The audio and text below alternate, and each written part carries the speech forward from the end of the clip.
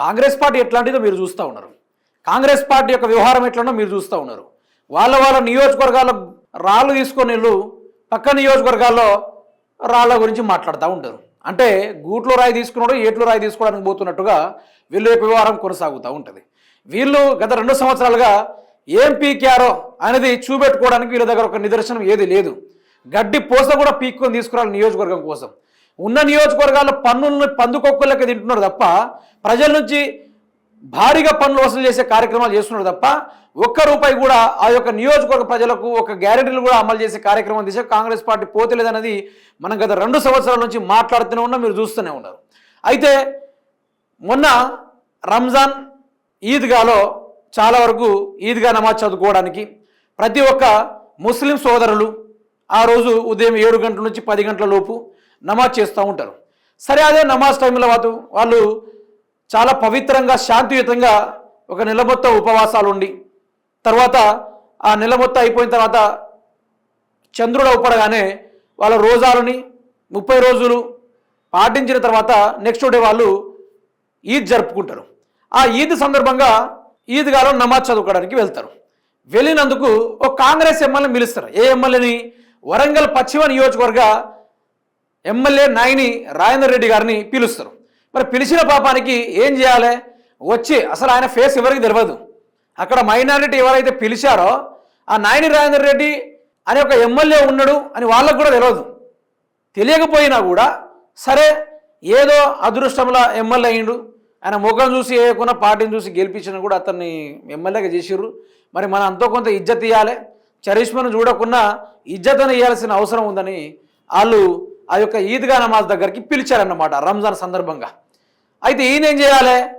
నిన్ను పిలిచిందే ఎక్కువ, నువ్వు అసలు ఎవరికి తెలియదు, వరంగల్లో నీ పరిపాలన ఎట్లుంటుందో తెలియదు, నీ ఇంటర్వ్యూలో నువ్వు సిగరెట్ కాల్చుడు, నేను అట్లా మా బిడ్డ ఇట్లా అని నువ్వు చెప్పుడు తప్ప నువ్వు నియోజకవర్గానికి ఏం పగలగొట్టినావు అనేది క్లారిటీ లేదు. ఫస్ట్ ఆ యొక్క నాలా వ్యవస్థ కానీ లేకుంటే భద్రకాళి పూడిక వ్యవస్థ కానీ లేకుంటే భద్రకాళిలో స్కామ్ వ్యవహారంలో కానీ లేకుంటే అక్కడ నియోజకవర్గంలో మీ ప్రతి ఒక్క డివిజన్లో మురికి వాడల్లో కానీ మురికి కాలువల్లో కానీ డ్రైనేజ్ వ్యవస్థ కానీ లేకుంటే భారీ వరదలు వస్తే ఆ నీళ్లను ఎటువైపు మళ్లింపాలనే కార్యక్రమం దిశ కానీ ఆయన ఎక్కడ కూడా ఆలోచించాల. ఇప్పటివరకు గత 2 సంవత్సరాలు గడిచింది, ఆయన కూడా ఏం చేయాలా? ఏం మాట్లాడతాడు? ఏమన్నా అంటే నేను డైరెక్ట్ ఇంట్లో గుసాయించి కొడతా అంటే ప్రజలు నిన్ను ఎమ్మెల్యే చేసిర్రు, రౌడీని అయితే చేయలేదు కదా, ఒక గుండా అయితే చేయలేదు కదా, నేను ఒక ఎమ్మెల్యేని చేసిర్రు. యాజ్ ఏ ఎమ్మెల్యే ఏం చేయాలి? నీకంటూ కొన్ని ఎథిక్స్ ఉంటాయి, నీకంటూ కొన్ని నిబంధనలు ఉంటాయి, దాన్ని బట్టి నడుచుకొని పోవాలి. అయితే ఈ మనిషి ఏం చేసిండు? రంజాన్లో ఆ యొక్క రంజాన్ ఈద్గా నమాజ్ నడుస్తుంటే నమాజ్ అవుతుంది. నమాజ్ అయిపోయిన తర్వాత ఈయన మాట్లాడతాడట మైక్. అక్కడ ముస్లిం పండితుడు ఉంటాడు, అతను ఏం చేస్తాడు?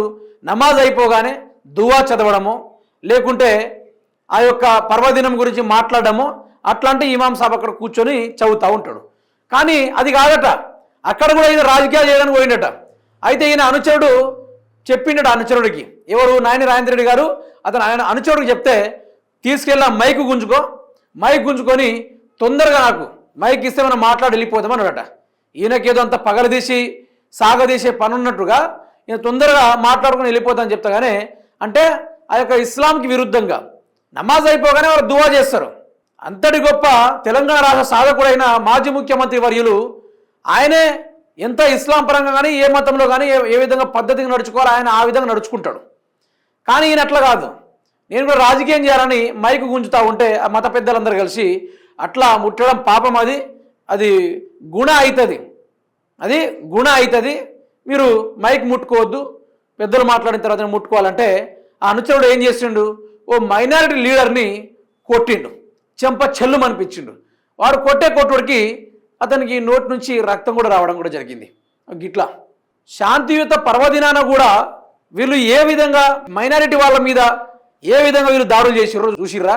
అంటే అహంకారం, అధికార అహంకారము, లేకుంటే మేము హైపు, మేము తోపులం, మేము తురుములం అనుకుంటూ మాకు పగలదీసి సాగదీసే పనులు ఉన్నాయనో ఇట్లాంటి అహంకారానికి గురయ్యి ఆ యొక్క మైనారిటీ సోదరుణ్ణి కొట్టడం కూడా జరిగింది. ఒక్కసారి ఆ వీడియోని మీరే చూడండి, ఎట్లుందంటే ఇక చూడండి, ఇక చూడండి ఎట్లా కొడుతుండో.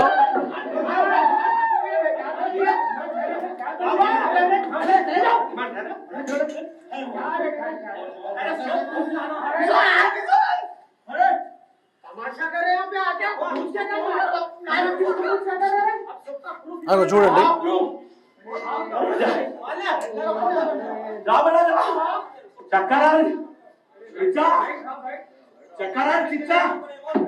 हाँ हाँ पानी आता बैठो पूरा शहर तुम है तुम ही पूरा कर दे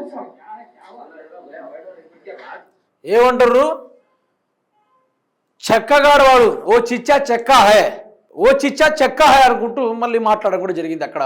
ఆ యొక్క ఎవరైతే దెబ్బలు తిన్న వ్యక్తి ఉన్నాడు, ఆపిన వ్యక్తి ఉన్నాడు, ఆన్ని ఎవడు పిలిచిండు? మొదలు ఎవడు వాడిని పిలిచింది? ఎవడు అరసలు దేనికోసం పిలిచిర్రు? వాడి వల్ల ఏం లాభం వచ్చింది? మన దగ్గరకు వచ్చి మనల్ని కొట్టిపోతాడా? వానికంత బలుప ఆడు చెక్కగాడు అనుకుంటూ ఆ సోదరుడు మాట్లాడిన విషయాల్ని మీకు క్లిప్స్టంగా వినిపించాను. అయితే నేనేమంటున్నా, మనం ఒక దగ్గరికి వెళ్ళేటప్పుడు 10 మంది మనసు యొక్క ఆకట్టుకునేటట్టుగా నీకు ఆ మతం గురించి తెలియకుండా సైలెంట్గా కూర్చొని అక్కడ తెలుసుకొని మళ్ళీ వచ్చేస్తే నీ క్రేజు, నీ యొక్క డిమాండు, నీ యొక్క ఫేస్ వాల్యూ అని పెరుగుతుంది. నువ్వు ప్రజల దగ్గర మంచికి సాగవాయే, ప్రజలతోటి కలిసి పోవాయే. ఇప్పుడు అదే దాస్య వినయ్ భాస్కర్ గారు అక్కడ ఉన్నారు, మాజీ ఎమ్మెల్యే. ఆయన ఏం చేస్తాడు? ఏదైనా సమస్య వస్తే కాంగ్రెస్ బీజేపీ అని ఏది చూడడు, ఆయన సాయం చేసే దిశగా ముందుకెళ్తూ ఉంటాడు. ఆర్థికంగా కావచ్చు, లేకుంటే తనదైన వంతు ఏదైతే ఆయన 100% సాయం చేసి పంపిస్తాడు. కానీ కాంగ్రెస్ బీఆర్ఎస్ అని డివైడ్ చేయడు ఆయన. ఇంకోటి, ఆయన బీఆర్ఎస్లో ఎమ్మెల్యేగా కొనసాగిండు. ఎమ్మెల్యే కొనసాగిన అభివృద్ధి అని చూపెట్టిండు ఆయన. వాడవాడకు కానీ లేకుంటే గల్లీ గల్లీకి కానీ రోడ్లు వేయించుడు, భద్రకాళి టెంపుల్ దగ్గర ఆ యొక్క ప్రతి వ్యవహారంలో ఆయన అభివృద్ధి కార్యక్రమాలు అవపడుతూనే ఉంటాయి. ఆయన అంతగనం చేసిండు. ఆయన ఏనాడు కూడా గొడవలకు దిగలే, ఏనాడు కూడా వేరే మతస్థులు పిలిస్తే గౌరవంగా వెళ్ళిండు, గౌరవంగా వాళ్ళ మర్యాదలను స్వీకరించిండు, మళ్ళీ అక్కడి నుంచి మర్యాదకు వచ్చిండు. ఈ వ్యవస్థకు మనం ఏం చేయగలం? ఒక ముస్లిం కమ్యూనిటీకి మనకి ఏం చేయగలం? హిందూ వాళ్ళకి ఏం చేయగలం? క్రిస్టియన్స్ వాళ్ళకి మనం ఏం చేయగలం అని ఆలోచించి చదువుకున్నాడు కదా, వెల్ ఎడ్యుకేటెడ్, ప్లస్ ఉద్యమకారుడు, తెలంగాణ ఉద్యమాల్లో వరంగల్ గడ్డని అట్టుడికిచ్చిన నాయకుడు. మరి అట్లాంటి వాడికి ప్రజలు ఎట్లా ఏ దిశ వైపు వెళ్తే బాగుపడతాడే ఆలోచన ఉంటుంది తప్ప ముస్లిం వాళ్ళకు మైకి ఏదని కొట్టుడు ఇట్లాంటివి చేయరు. ఇట్లాంటి అలవాటు ఆయనకు లేదు. ఇప్పుడు నాయని రేవంత్ రెడ్డి గురించి చెప్తా వినండి. ఈయనలో చరిత్ర మీరు వింటే మరి వీళ్ళని ఎందుకు నాయకులు చేసిర్రా? వార్డు మెంబర్ కన్నా ఇతనికి వార్డు మెంబరే ఎక్కువ, ఓటర్కి ఎక్కువ, వార్డు మెంబర్ తక్కువ అన్నట్టుగా ఆ క్యాడర్ నుంచి డైరెక్ట్ ఎమ్మెల్యే ఎట్లా అయ్యారని మీరు అనుకుంటారు. ఆయన స్టార్టింగ్లో కాంగ్రెస్ పార్టీలో అక్కడో ఇక్కడ చిన్న అధ్యక్షుడు పనిచేసేటోడు. చేస్తే ఒకసారి ఈయనకి ఎమ్మెల్యే టికెట్ ఇవ్వలేదు, అడిగితే ఈయనందుకు ఈయన కాంగ్రెస్ పార్టీ మీద అగెనెస్ట్గా ధర్నాలు చేసిండు. ఆ తర్వాత కాంగ్రెస్ పార్టీ ఇక రెడ్డి ఫీలింగ్ తోటి ఆయనకు టికెట్ ఇవ్వడం కూడా జరిగింది. టికెట్ ఇచ్చిన పాపానికి ఈయన మొహం ఎట్లుంటుందో కూడా ఆ యొక్క వరంగల్ పశ్చిమ నియోజకవర్గంలో ఉన్న ప్రతి ఒక్క డివిజన్లో ఎవరికి కూడా తెలియదు. ఒక్కసారి కాంగ్రెస్కి వేద్దాం, మన కాంగ్రెస్ వాళ్ళు దాన బస్తాల డబ్బులు గుమ్మరిచ్చేస్తారు, ఒక్కసారి కాంగ్రెస్కు ఓటేద్దాం, ఓటేస్తే సూర్యుడు చంద్రుడు అవుతాడు, చంద్రుడు సూర్యుడు అవుతాడు అనుకుంటూ ప్రజలు నమ్మారు. నమ్మిన పాపానికి ఓటేసి గెలిపిస్తే రేవంత్ రెడ్డి గారు చరిష్మా చూడకుండా కూడా అతనికి ఓటేసి గెలిపించారు. ఈరోజు ఓటేస్తే మరి నేనేంది, గత 2 సంవత్సరాలుగా నేను ఈ నియోజకవర్గాని కోసం తీసుకొచ్చింది ఏంది, నేను పీకింది ఏందో అనేది ప్రజలకు చెప్పాల్సింది పోయి ఆయన ఏం చేశాడంటే ఒక సందర్భంలో చిన్న గొడవ జరుగుతుంది. ఆ గొడవల వినయ్ భాస్కర్, నువ్వు ఇట్లాంటి చర్యలు తీసుకుంటే నేను మాత్రం ఎట్టి పరిస్థితుల్లో నిన్ను ఇంట్లోకి వచ్చి కొడతా, రోడ్డు మీద గుడ్డలు తీసి కొట్టుకుంటా పోతా అంటాడు. అయితే నేనేమంటున్నా, మనం చాలా వరకు ఒకడు లంగైనా మరొకడు దొంగ అయినా ఎవడైనా సరే ఆడు ఎమ్మెల్యే స్థానం నిలబడితే వాడు ఎట్లాంటాడో మనం చూడకుండా వానికి ఓటేస్తాం, అంతేనే కదా.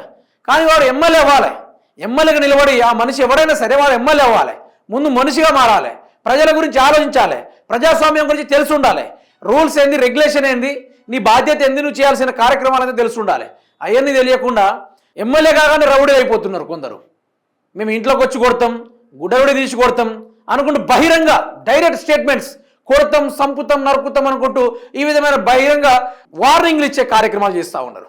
సో నేనేమంటున్నా అంటే ఎమ్మెల్యేగానే కొనసాగాలి. ఇప్పుడు మైనారిటీ సోదరుని కొట్టారు, అంత బలుపు ఎందుకు, అంత అహంకారం ఎందుకు? పిలిచినప్పుడు మర్యాదగా రావాలి, లేకుంటే నీకు టైం లేకుంటే అంత పగలు తీసే పని ఉంటే ఇంట్లో కూర్చొని ఉండాలి. అంతేగాని ఆ యొక్క బాధితులు కొట్టేది ఇదేనా బాధ్యత? కార్యక్రమం ఇదేనా? పండగ రోజు వాళ్ళు నెల మొత్తం ఉపవాసాలు ఉండి ఏదో మా ఏరియా మా దరిద్రానికి ఇక ఎమ్మెల్యేలు అయినందుకు ఏదో మేము ఓట్లేసి గెలిపించాం కాబట్టి ఒకసారి పిలుద్దామని ఏదో వచ్చిరని పిలిచిర్రు. మరి పిలిచిన పాపానికి మరి చక్కగా ఉండి వెళ్ళిపోతే అయిపోవు కదా. మరి ఆ సోదరుని కొట్టుడు ఎందుకు, అంత అహంకారం ఎందుకు, అంత ఇదెందుకు, ఇంత బలుపు ఎందుకు?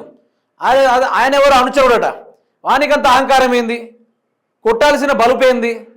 ఈరోజు నేను చెప్తా ఉన్నా, వరంగల్లో ఉన్న సిపి గారు కూడా దీన్ని గమనించాలి. అక్కడ ఉన్న ఎస్పీ కానీ, ఏఎస్పీ కానీ, ఏసీపీ కానీ, సిఐ కానీ, అక్కడ ఉన్న ఎస్ఐ కానీ, దయచేసి మీ పోలీసు వాళ్ళందరికీ నేను కోరేది ఒకటే, ఆ అనుచరుడు ఎవడో అతను తీసుకొచ్చి మరి మీరు అతన్ని బెదిరించి మరి కోటింగ్ ఇస్తారా లేకుంటే జైలుకు పంపుతారా, ఏం చేస్తారా, అలాంటివి చేయాలి. మరి అతను ఒక వ్యక్తిని కొట్టినప్పుడు మీరు కూడా పర్సనల్గా తీసుకోవాలి. మీరు కూడా అంతా నోరు మూసుకొని సైలెంట్గా ఉండడం కూడా ఇది కరెక్ట్ కాదు.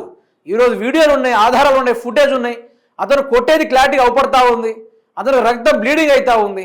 ఎన్ని అవుతున్నా కూడా ఈరోజు పోలీస్ శాఖ సిపి గారు పట్టించుకోవడం ఇది మరీ ఘోరం, చాలా దారుణం. వ్యవస్థ రౌడీజంలా మారుతుంది. ఇది ప్రజాపాలన లెక్క లేదు. పాత రౌడీలను తీసుకొచ్చి మరింత ఆ రౌడీలకు బలగాన్ని ఇచ్చినట్టుగా కనబడతా ఉంది. దయచేసి తెలంగాణ వ్యవస్థ మారాలి, తెలంగాణ బాగుపడాలి. మైనారిటీ సోదరులకు ఎవరైతే ఆ యొక్క బాధితులు దెబ్బలు తిన్నారో ఆ గాయం ఎప్పటికీ మారదు, ఎప్పటికీ మారదు. ఇక నిన్ను ఎమ్మెల్యేగా గెలిపిస్తారా? సరే, ఎమ్మెల్యేగా నువ్వు గెలుస్తావు గెలవవు, కానీ ఆ అనుచరుడు పరిస్థితి ఏంటి రేపు? ఆయన పరిస్థితి ఏంది రేపు? అందుకనే బీఆర్ఎస్ పార్టీ ఉన్నప్పుడు అన్ని విధాలుగా శాంతియుతంగా ఉండేనబ్బా. గొడవలు ఏమీ లేకుండా శాంతియుతంగా ఉండే. సపోజ్ అదే వినయ్ భాస్కర్ గారు ఉన్నప్పుడు ఆయన ఏ విధంగా పరిపాలన చేసుకున్నాడో ఆ ప్రజలకు ఆయనకే తెలుసు. ఆ విధంగా ఆయన పరిపాలన చేసిండు. కానీ వీళ్ళ లెక్క ఏదైనా పూజల పురస్కారానికి నమాజులకు పిలిస్తే గొడవలు చేసుకుని పోయే రకం అయితే వాళ్ళు చేయలే. వాళ్ళకి అలాంటి అలవాటే ఉండకపోయేది. ప్రజలతోటి మమేకమై కదిలే అలవాటు ఉండేది తప్ప ఇట్లాంటి వ్యవహారాల్లో వాళ్ళు ఎక్కడ కూడా ఏలు పెట్టే కార్యక్రమాలు చేయలే, ఎక్కడ కూడా చేయలే.